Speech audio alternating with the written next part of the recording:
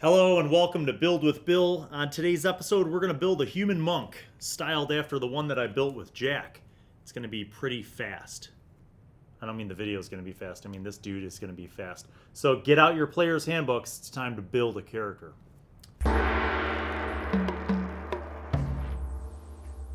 All right, so let's start off like this. A lot of people could say that monks could be a lot of different races. In fact, I would assert that in 5th edition D&D, you could build any class and any race and have fun with it. Don't worry about how powerful you are. Think about the concept first. So in this case, we wanted to make a concept of a monk who maybe was trained and became a student of chi, of harnessing his chi, and then for whatever reason, maybe was sent away from his temple, either on a mission to cleanse the land of evildoers, or maybe he had a fall from grace, some kind of thing that stopped him or prevented him from effectively serving his monastery, and then became a wandering monk. Either way, that's where we're starting. Let's talk about the build. So a lot of you guys have asked about the option for feats. What feat is good with a monk? Well, there are a lot of them. So I'm going to do a little backward design here before we cut to the laptop and take a look at the sheet and the build and where points are distributed.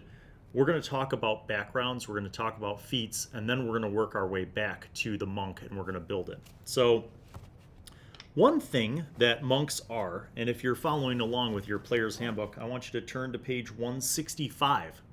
That's the start of the feats.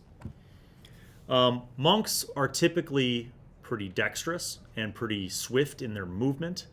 They have typically abilities that grant them improved movement abilities, so higher speed, sometimes avoiding difficult terrain, that kind of stuff. And if you're multi-classing, you could certainly combine a monk with other classes that grant you even more mobility. Whether it's rangers, so you're like a monk ranger and you're able to just kind of move through difficult terrain like it's nothing, or even the rogue with the thief archetype, which would allow you like the fast climbing and longer jumping skills. So a lot of options there if you're multi-classing, but let's just talk about a pure monk for a second. So let's say you're starting off in D&D and you want to make a monk that can survive and has effective speed and is really valuable to the party, not just for their fighting skills, but also for their perception skills. Because here's something. Monks operate on wisdom and dexterity. Wisdom is tied into perception, which is crucial, and insight, which is also crucial. And perception's one of those proficiencies that like a smart gamer would build into their character just as a matter of principle, because you got to have somebody who's got a loaded perception so you don't get surprised or that you find the things that you need to find, right? But insight is sometimes overlooked. And insight is your ability to sense the motives of someone, to sense their mood, to sense their intent, to pick up on whether or not they are being truthful or if they are lying, deceptive. So insight's also kind of important, right? Especially if your DM is crafting a storyline where the NPCs are a little more multi-dimensional and may have, multiple purposes or intentions and not just kind of a flat like black and white, like this is a good guy, this is a bad guy, right? If there's a lot of gray areas in that DM's NPC world, then having insight is a crucial survival skill. So anyway, monks, since they're naturally going to be higher in their wisdom, lend themselves towards perception and insight. So let's keep that in the back of our mind, okay? We talked about speed with monks, unarmed combat, unarmored defense. We're looking at feats now. So as we look at the feats, I'm going to go through these. The very first one here is alert. And alert gives you a +5 bonus to initiative, which is huge. A +5 bonus to initiative with somebody who has a high dexterity means you're pretty much going to win initiative every round. Now, what you do with that is kind of more important. It's more important to figure out what you're going to do with that win in initiative. Why is it important that you win initiative? Is with certain classes, like say for example you make a rogue who has the assassin archetype, winning initiative, being the first to go, is crucial. It grants you abilities that have massive implications. I don't know that that is the same thing with a monk. But let's look on. So alert also, you can't be surprised while you're conscious. That's huge. Other creatures don't gain advantage on attack rolls against you as a result of being unseen by you. Alert is cool, but is it crucial for a monk? Maybe not. Then we have Athlete. That's another one that maybe would be cool for a monk because it gives you some abilities like, so when you are prone, standing up uses only 5 feet of your movement. So I imagine a monk with the Athlete feat doing kind of like a kick up, like you're flat on the floor, you do that cool like kung fu, like, and you jump up and you're ready to fight. Climbing doesn't cost you extra movement. You can make a running long jump or a running high jump after moving only 5 feet on foot rather than 10 feet. That's pretty cool. Okay, kind of goes back to that whole mobility thing. Oh, and I forgot, you get to increase your strength or dex score by 1. So Athlete, not a bad choice if you're making a monk. Actor, we're going to skip. Charger, we're going to skip. Crossbow, skip. Defensive duelist, skip. Dual wielder, skip. We could come back to that on another build. I'm going to keep skipping, people, until we get to page 168. At the bottom of the left column on 168 is mobile. Now, if you played D&D in older editions, you might remember in 3rd/3.5, there was a feat called mobility. And if you combined dodge and mobility together, you were an unstoppable force of moving through your opponents and ducking in and ducking out without getting attacks of opportunity on you. This is similar. I don't want to say it's exactly the same, but it's similar. Let's read what mobile does. You are exceptionally speedy and agile. You gain the following benefits. Your speed increases by 10 feet. When a standard humanoid has a movement of 30, and now with this feat it becomes 40, that's pretty cool. For starters, you could run away from everybody a lot faster. And second, you can run after people a lot faster. In other words, you have statistically a better chance of catching up to people. Okay. Part 2. When you use the dash action, difficult terrain doesn't cost you extra movement on that turn. That is enormous.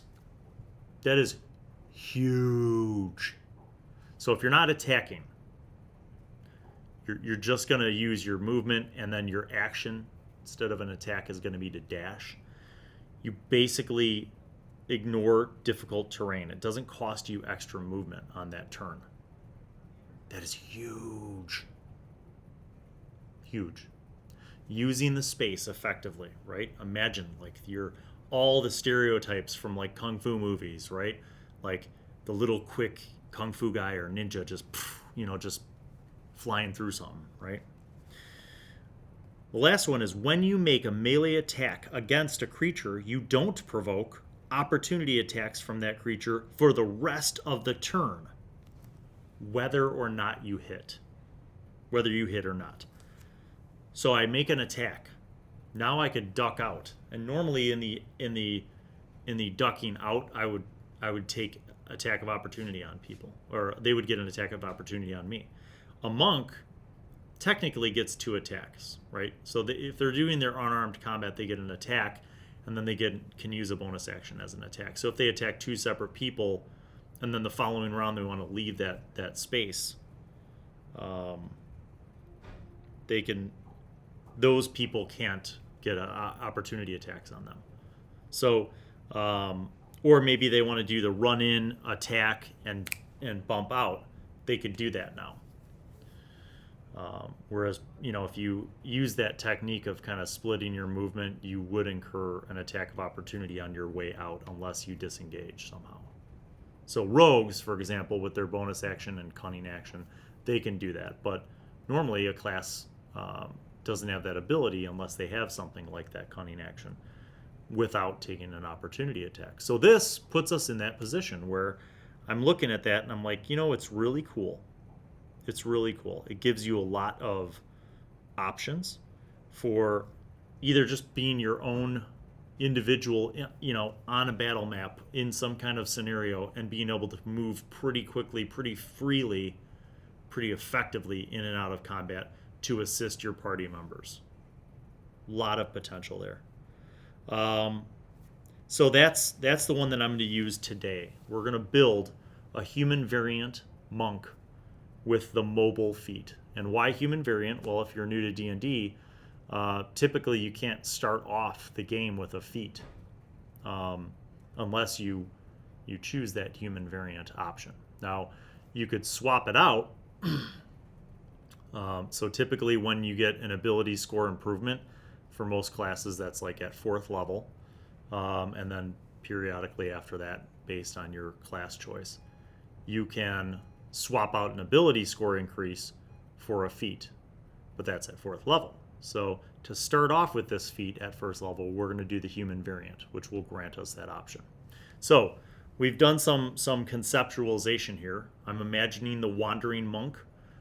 You get to put your own spin on this concept, whether he was like banished from the monastery for some poor choices that he made, or maybe your monk, she was gifted and she was destined for great things, and the abbot of the monastery or the grand master at the monastery realized this and gave her this kind of unending mission in life, which is to go forth and purge the land of the chaotic evil presence of the blah blah blah, whatever, or maybe there's like a specific big group,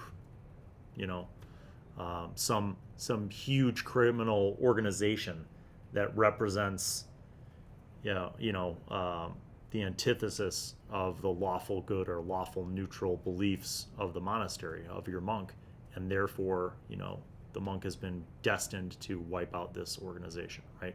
Some overarching enemy that can last for 20 levels worth of adventure. Whatever the choice is, whatever the background is, this is what we're going to do. So speaking of backgrounds, let's take a look. Now I talked about the background being like, we could choose like a hermit. We could choose a hermit. We could choose a wandering folk hero, perhaps. We could choose an outlander. Any of those backgrounds in the player's handbook could be cool for this build.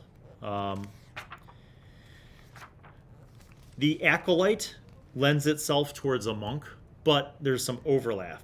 So if you have, the skill proficiencies provided by an acolyte are very similar to what your options are just as a base for the monk. But that doesn't mean it's a bad choice.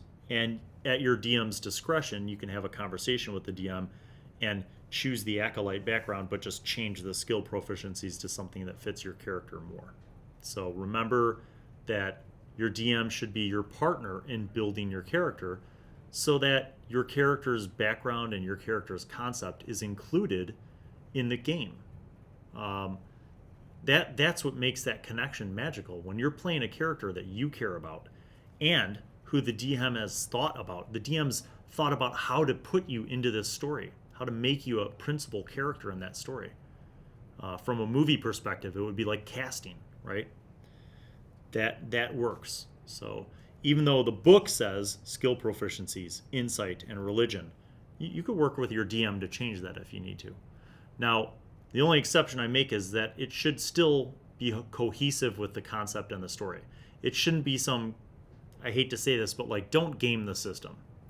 Don't be like, I want to make an acolyte, but I want stealth and deception to be the background. Well, that doesn't really fit. Why would an acolyte need stealth and deception? So come on. In this case, I for Jack's character, we talked and looked at all the options, and for Jack's monk, he wanted to do an Outlander.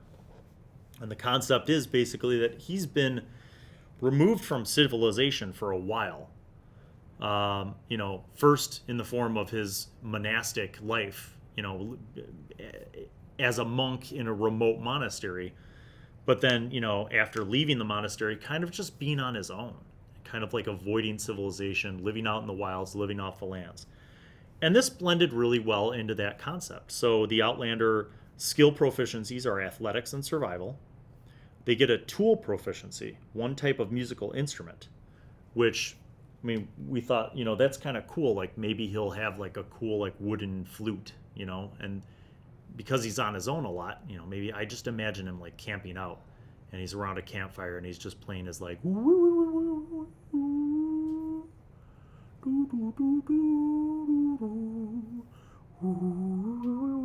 I can't really do a wooden flute or a pan flute, but you know what I'm talking about. Like kind of vaguely like Asian meditation flute like that.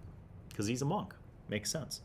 Then you have languages. You get to pick up an additional one. They give you a bunch of equipment. Most of it's crap. Your origin. You get to choose that origin. And again, be a partner with your DM. So in this case, it's really more, it's like in Jack's case, it's not a forester or a trapper or a guide or a homesteader. It's more like a combination between an exile or outcast and a pilgrim. Feature, wanderer. The wanderer feature is dope, by the way. If you've never looked at the Outlander background, it could work with a lot of different classes. This feature is amazing. You have an excellent memory for maps and geography, and you can always recall the general layout of terrain, settlements, and other features around you. Makes sense for somebody who lives off the land and wanders around a lot, right? In addition, you can find food and fresh water for yourself and up to 5 other people each day, provided that the land offers berries, small game, water, and so forth. So, I mean, if you're just in some desolate, like Arctic tundra, maybe you can't hook everybody up, but you could still take care of yourself.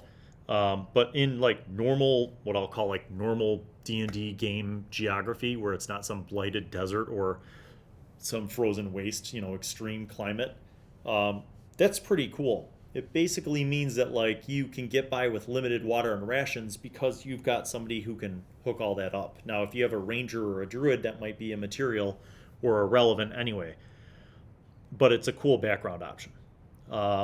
They give you a bunch of personality traits, ideals, bonds, and flaws. Now, this is again where I talk about the flexibility of 5th edition. I, as the DM, worked with Jack as the player to choose some of these things, but some of these options didn't really fit the monk side. They were really focused on the Outlander side, so we kind of flipped around and picked out some traits and ideals and bonds and flaws as a mix between, I think we used the Outlander, we might have used some stuff from the Acolyte and maybe even some stuff from the Sage, but it all kind of ended up fitting out okay. So that's kind of the basis for the concept, right? So we know we're going to make a human monk variant, human monk. We know that we're going to pick the Outlander background, okay? So let's flip over to my screen. So here we are on the screen. I hope you can see it. And you'll see it says monk level 5 right there. Can you see that, Dave? Okay. So the reason why is because that's where we're starting Jack off with monk level 5.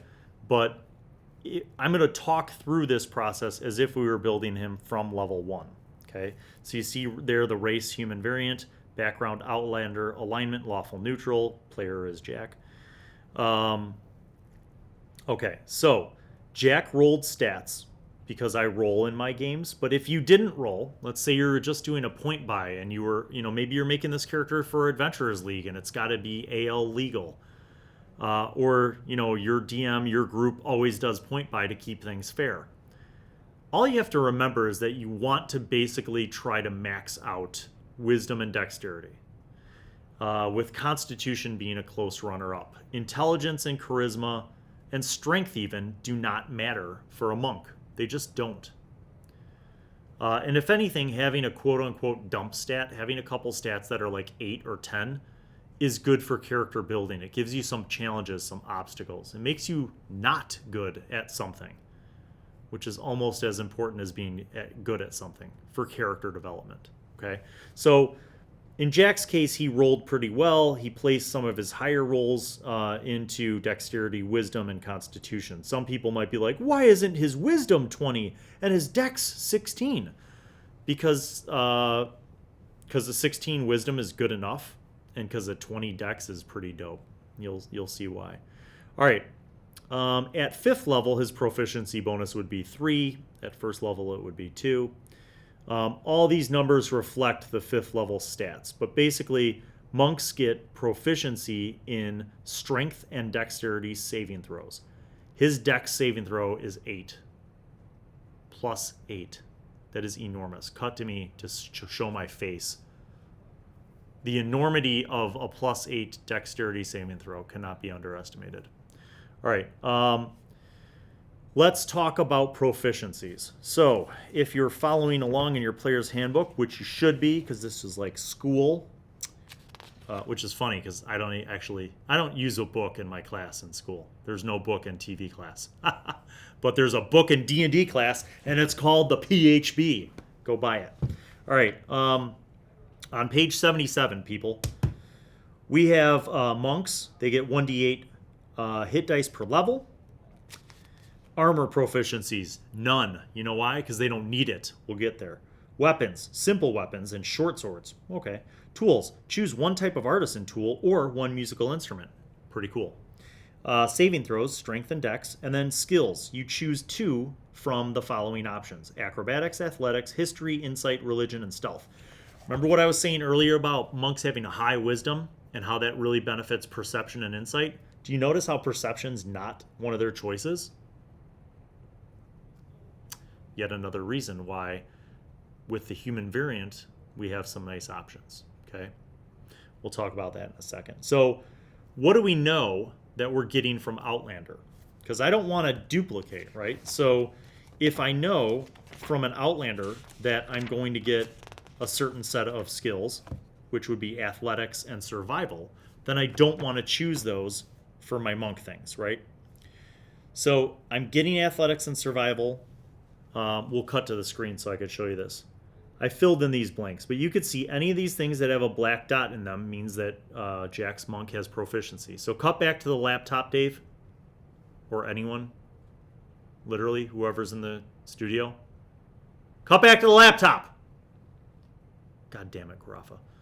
All right, there's the acrobatics. That's going to be one of the skills that he chooses as a monk. Athletics, he gets as an Outlander. Insight is going to be the other skill that he chooses as a monk. So that's his 2 monk skills. He gets athletics and survival as an Outlander. And then you'll notice this black dot in perception. You might be like, well, Bill, how does he get perception? That's from being a human variant, friends. So let's go back to the humans, the Harmons. They're on page... Where are humans, anyway? Be helpful. Michael was distracting me. Yeah. Tell Michael he's fired. God damn Michael. All right. On the bottom of page 31 in the player's handbook, you'll find a green box that says Variant Human Traits. If your campaign uses the optional feat rules from Chapter 6, your Dungeon Master might allow these variant traits, all of which replace the human's ability score increased trait. So you get 2 different ability scores of your choice that each increase by 1. You get a skill, so you gain proficiency in 1 skill of your choice. Anything. That's where I got perception. And then feat. You gain 1 feat of your choice. So we're choosing the feat, mobile. The skill will be perception. And then the 2 ability score bonuses that increase by 1 would be wisdom and dexterity. So even if you do a point buy system when you build this character, you would put a 15 in dexterity and a 15 in wisdom, and those, because of the variant human, would become a 16 and a 16. So you'd start off with fantastic wisdom and dexterity right off the bat. And then, dump some points into constitution so you get hit point bonuses, etc., etc. Okay? So back to the screen. Boom. That's how fast we've got our proficiencies done. Okay? And then you fill in all the numbers. Okay, so you'll notice that his initiative is +5. That's because at 4th level, he gets an ability score increase, which bumped his dexterity of 18 up to 20. In your case, if you were doing a point buy, your dexterity of 16 would become an 18 at 4th level. So you just adjust the numbers accordingly. How is that armor class so high for somebody who is so basically naked? Well, They have, at first level, monks have unarmored defense. Remember that. If you watch the barbarian build, you'll remember that barbarians have an unarmored defense too. But theirs works a little differently. Barbarians is dexterity and constitution bonuses that add up to become their AC. For monks, it's dexterity and wisdom. So, in this case, Jack has a 16 wisdom and a 20 dexterity. So that's 5 plus 3 is 8. So 10 plus 8 is 18. He has an 18 armor class, buck naked. I mean, just wearing his monk garb. Now, a human normally moves at a speed of 30. Remember that we took mobile, which gets it up to 40. But wait, there's more. On page 78, the monk gets unarmored movement at second level. Your speed increases by 10 feet while you are not wearing armor or wielding a shield. That's amazing. So it goes from 30 to 40 with mobile to 50 with unarmored movement. 50 movement. Do you see what I'm saying here? Big time. There it is. 50 movement. Almost double. Well, it's double what a dwarf or a halfling or a gnome would move at. So any of the little stubby people that move at 25, you're now moving at double without blinking. It's almost double a regular human. So that's something that I think can be used, not just in combat, but just overall in encounters, like running away from things, running to things, chasing after people, whatever it is, okay? Let's look down through the rest of the stats. Initiative is based on your dex bonus, so adjust accordingly. Personality traits. So again, we looked at traits, ideals, bonds, and flaws, and we didn't just stick to the Outlander. And that's okay, because as long as it was kind of truthful to Jack's concept, that's what we went with. So the personality trait, I have to flip back to the backgrounds. The personality trait that I liked, that Jack also liked, where did we get that from? Maybe it was...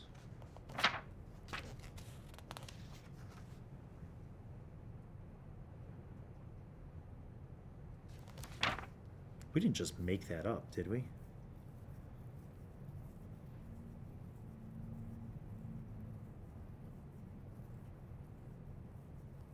There's no way that we just made that up. There's got to be some spacey, ditzy person. Oh, maybe it's Hermit. Yes. Okay, so for Jack's monk, for his personality trait that helps him remember who his character is and how to play his character, we borrowed from the Hermit personality trait options. I often get lost in my own thoughts and contemplation, becoming oblivious to my surroundings. Kind of cool. And it's from the Hermit, but it also could fit an Outlander. You know, you're out in nature all the time, often by yourself, and you kind of, you know, go off into a daydream, like a lot, you know. Ideals. If I dishonor myself, I dishonor my whole clan. That is an Outlander ideal. It comes from the honor/lawful option. So that's on page 137. If I dishonor myself, I dishonor my whole clan. In this case, the clan is not literally his family. It's the monastery, the clan. He's part of a clan. The bond. My loyalty to Taik is unwavering. This is customized. So again, here's an example. You as the player should chat with the DM. How do you customize those things? In my campaign, Taik is the genderless divinity associated with the void. So I just dropped a spoiler. Jack's character is a void monk. So those of you who watched season 2, woo! It's not a huge spoiler, so calm down, but it is kind of cool. Flaws. I secretly believe that everyone is beneath me. I think we stole that from the Noble. Yeah, that's from the Noble. So we stole ideas from 3 other backgrounds that weren't even the Outlander background. And it's fine. See, it all fits. It works with the concept, right? All right, let's get into the other nitty-gritty. Cut back to the screen, Dave. Monks. Monks do unarmed combat, people. And the higher level they are, the more insane and kung fu movie-ish this stuff becomes. It's really kind of cool. But even at low level, I want you to imagine that normally when you punch someone in unarmed combat or kick, it does 1 point of damage. Not 1d4, it's 1 point of damage, right? Monks, right off the bat, for the first 4 levels, do 1d4 plus their associated stat in damage, right? So this is a cool thing because monks aren't based on strength necessarily because of their ability to finesse in martial arts. And I imagine it is like, a martial artist's ability to understand pressure points, right? So here's martial arts, unarmed. First of all, his attack bonus is 8. So it's his dex plus his proficiency bonus. +3 + 5 = +8. His damage type, because he's 5th level, moves up from 1d4 to 1d6, +5. +5 for his dex. So he could do up to 11 damage with a punch. I just want to say that again. That's more than most people can do with like a long sword. He could do that with his bare hands. Yeah. Ha! Elbow smash, headbutt, knee, kick, punch, whatever. He can describe it narratively. This is the other thing with monks. Don't just roll it. If you're playing a monk, I want you to remember this right now. Write it down. Put it in your notes. Say, as a player, it's my obligation to describe how I attack with my monk. Don't be lazy and just roll a dice and be like, I hit, take 6 damage. Describe it. Be like, I do a spinning roundhouse kick to his gut. Roll, hit, damage. You knock the wind out of him. He falls to the ground. Grunting, gasping for air. See how much cooler that is than like, I did 6 damage. Describe it. If you want to punch and then do follow up with an elbow smash for your bonus action attack, which they get, we'll get to there in a second, then describe that, okay? So what I did was I basically just, with Jack, we wrote down what the martial arts, what they do, But if you're playing a monk, you should have like a cheat sheet that has all of your abilities kind of laid out, okay? Or just have your book open to that, or have a bookmark in your book for that, so you're not like wasting time at the table flipping open to remember how your flurry of blows works. So for the sheet, I just copied this in because Jack can use other weapons as a monk, but he's not. So when you use the attack action with an unarmed strike or a monk weapon on your turn, you can make 1 unarmed strike as a bonus action. For example, if you take the attack action and attack with a quarterstaff, you can also make an unarmed strike as a bonus action, assuming you haven't already taken a bonus action on this turn. That's huge. So he could be like kick punch or elbow knee smash, whatever. I mean, it's just cool. It's cool narratively that you can picture your monk, you can describe their moves, and then you get this ability, okay? Now, monks are different from spellcasters because they don't use spell slots. They have chi. Some people pronounce this as kai or ki. I don't really care how you say it. I say, sometimes I mix it up myself, right? Because when I was a little kid, I called it kai. And then other people started to call it ki. And then later on, like studying actual martial arts, I had actual martial artists tell me that it's pronounced chi. So whatever. I'm an American guy from Chicago, and I probably say it wrong either way. But the point is that your monk, every level, has an access to a pool of these points. These points are the fuel for special monk abilities, and you increase in these abilities as you go up in levels. So if you're looking on page 77, in the kind of the middle of the column there, it says chi points, right? So at second level, you get the ability to access your chi, your spiritual energy, if you will, right? Your willpower. and that goes up progressively. By 5th level, you get 5 of those points. Those points can be used to fuel special abilities. Okay? So the 3 that you start off with are Flurry of Blows, Patient Defense, and Step of the Wind.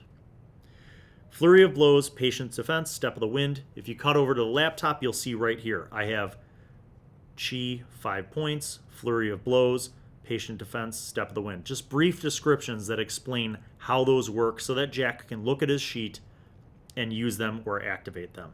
I also put down our feat on that same page so that he knows that he could do those things, because that's immensely huge. That mobile feat is much more than just getting an extra 10 feet to your speed. You have to remember to use the abilities that you choose to their utmost. That's what makes a good player, and that's what makes a prepared player. And the onus is on you as the player to know your crap. I always say that to everybody at the table. And yes, for the D&D with high school students show, I cut them some slack, and I don't expect them to know everything, but we do have enough books now where everybody should kind of know their stuff. But if you're out there in D&D land, you should know this. It's your job as the player to know what your character can do. It's not the DM's job to tell you what you should do. Even if you're just starting off, know this stuff. Make your cheat sheet, make your notes. Read through it multiple times so that you know what your character can do. Try to imagine different scenarios of where you'd use each of these abilities, okay? Not just one of them. So like here, I'll read this before we move on. The 3 basic abilities. Flurry of Blows. Immediately after you take the attack action, you could spend 1 chi point to make 2 unarmed strikes as a bonus action. That's pretty cool. So instead of punch, bonus action, follow-up punch, you could do punch, punch, punch, right? So a total of 3 attacks in 1 round costs you 1 point. That's easy, right? There's a million different scenarios where you'd use that. Let's look at Patient Defense, though. You can spend 1 chi point to take the dodge action as a bonus action on your turn. So imagine this now. You're in combat. You're maybe surrounded by multiple people. So you've gone up to strike, but 2 enemies they're flanking you or whatever, right? Especially if you're playing with flanking rules. It's kind of awesome to think that you could go and attack, spend a chi point, use that bonus action, and now you're in dodge mode. Those of you who don't know how dodge works, I'm going to read that to you because it's kind of awesome, frankly. What does it mean to dodge? To dodge is basically going to grant you, it's going to make it so that your enemies get disadvantage. So let me just double check that because I'm old and I don't remember all the rules from different editions because I've been playing D&D for 40 years, man. It's hard to remember. All right, page 192. When you take the dodge action, you focus entirely on avoiding attacks. Until the start of your next turn, any attack roll against you has disadvantage. If you can see the attacker and you make dexterity saving throws with advantage.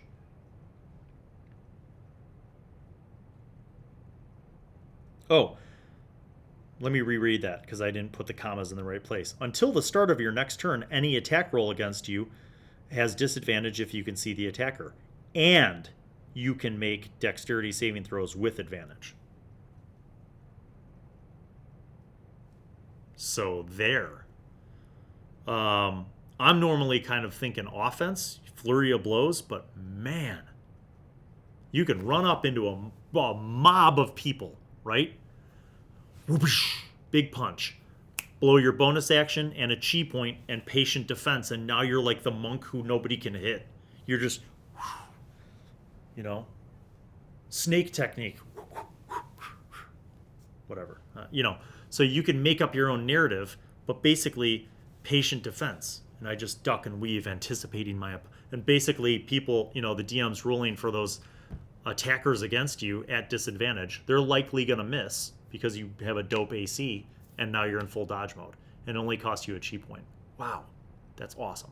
All right, the last one is Step of the Wind. You can spend 1 chi point to take the disengage or dash action as a bonus action on your turn, and your jump distance is doubled for the turn. What? So let me get this straight. You run in, you attack, you do Step of the Wind, and you basically disengage.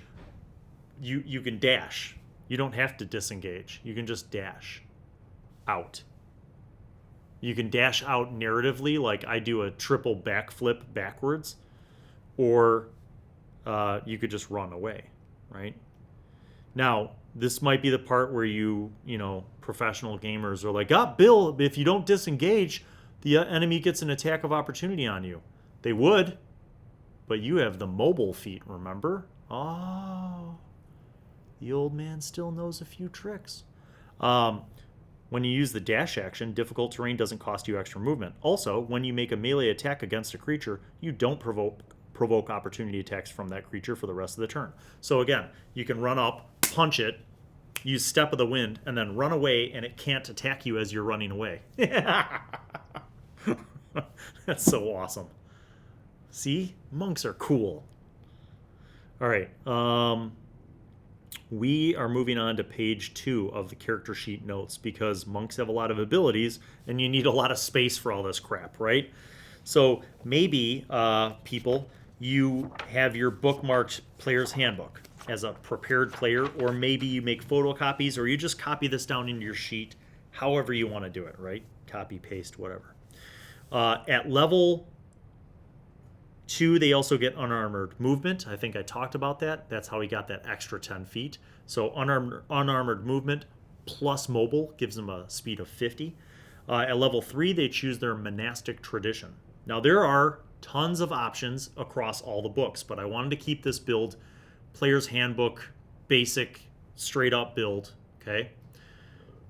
Jack had input in this. We looked at Way of the Open Hand, Way of the Shadow, Way of the Four Elements. We looked at some of the other books. I think you got other build options included in, I don't remember which books, Volos or Mordenkainen's Tome of Foes, or one of those. But basically, Jack was cool with the Way of the Open Hand. It kind of just made it like the traditional kung fu kind of martial artist style thing. So that's what we decided to go with. At level 3, you also get Deflect Missiles.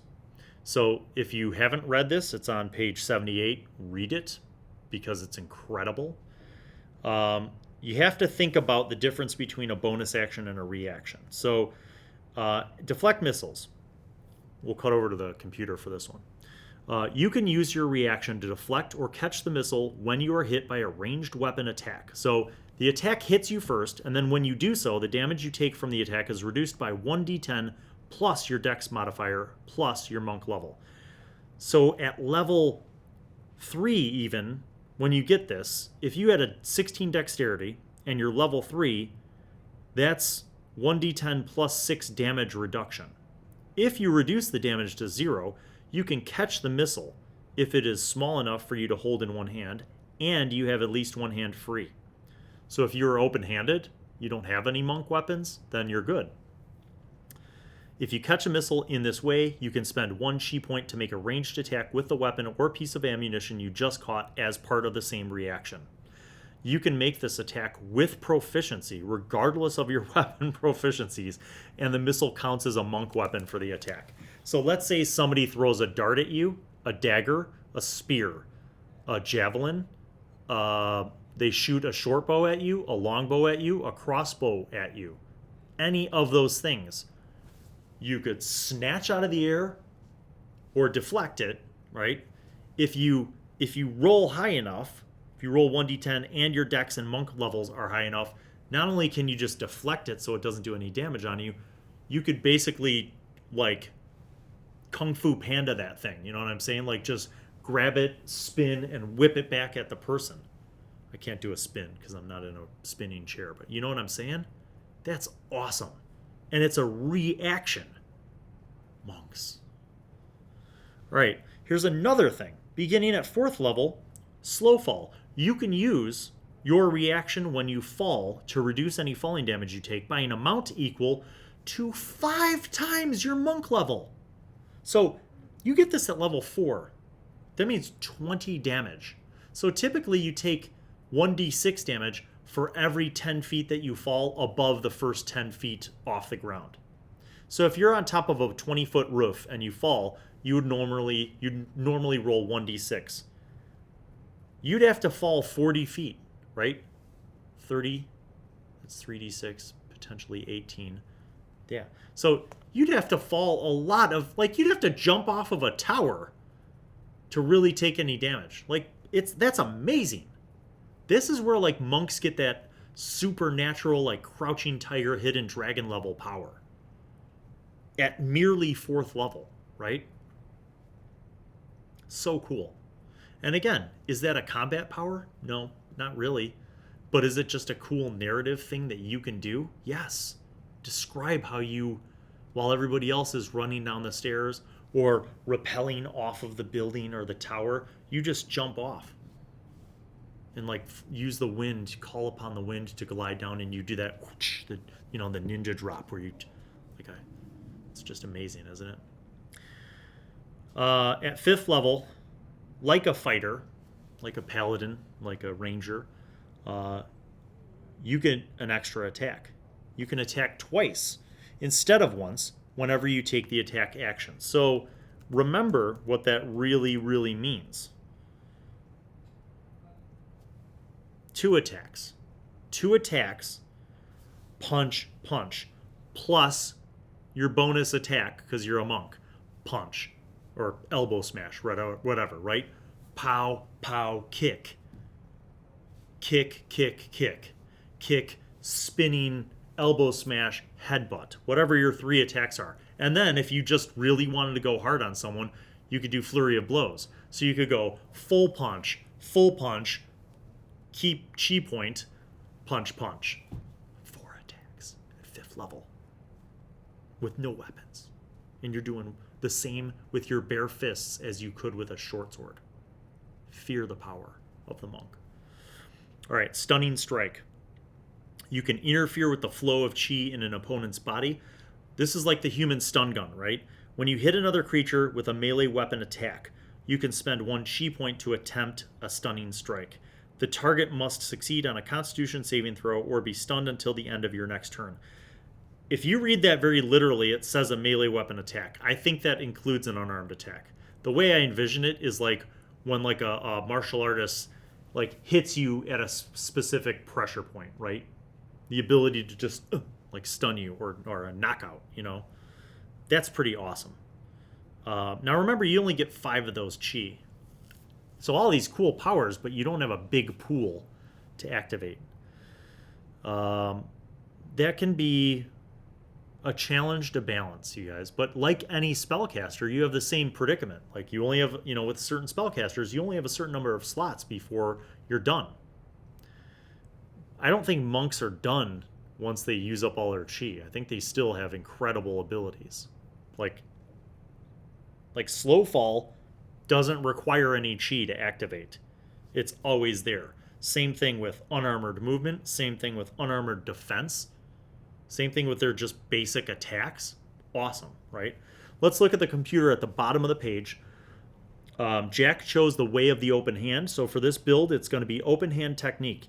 You can manipulate your enemy's chi when you harness your own. Whenever you hit a creature with one of the attacks granted by your flurry of blows, you can impose one of the following effects on that target. It must succeed on a dex saving throw or be knocked prone.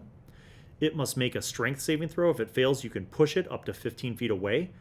Or it can't take reactions until the end of your next turn. So I just want to throw this one out there for you. Think about this. You activate Flurry of Blows with a chi point, right? So you get that extra attack. But now, without having to spend any extra chi, you also get to add in one of these effects.